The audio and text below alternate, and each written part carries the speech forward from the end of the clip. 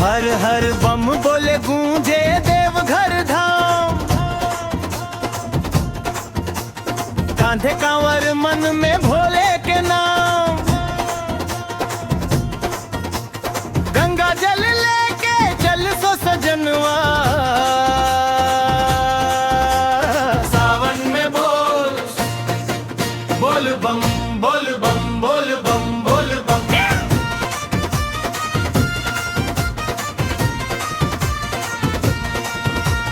केसरिया बना माथे चंदनवा। केसरिया बना माथे चंदनवा। भोले बाबा दई है सुख के धनवा। भोले बाबा दई है सुख के धनवा।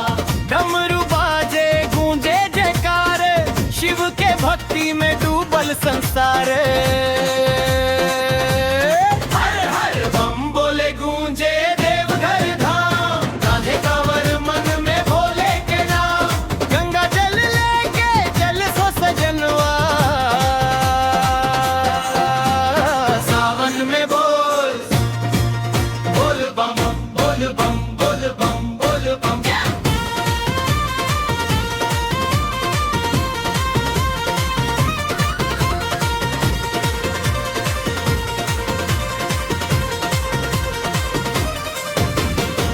बैद्यनाथ धाम के राह निहारी।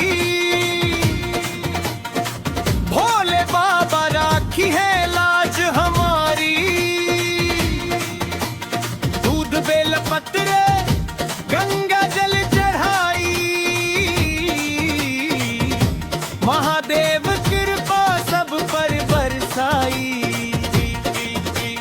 बम बम भोले जय शिव शंकर। सावन महीना सबसे पावन सुंदर। हर हर महादेव के गूंजे नाम। धरती भोले सबके जीवन में सुख धाम। हर हर बम बोले गूंजे देवघर धाम। कांधे कांवर मन में भोले के नाम। गंगा जल लेके चल सो सजनवा। सावन में बोल बोल बम बोल बम बोल बम।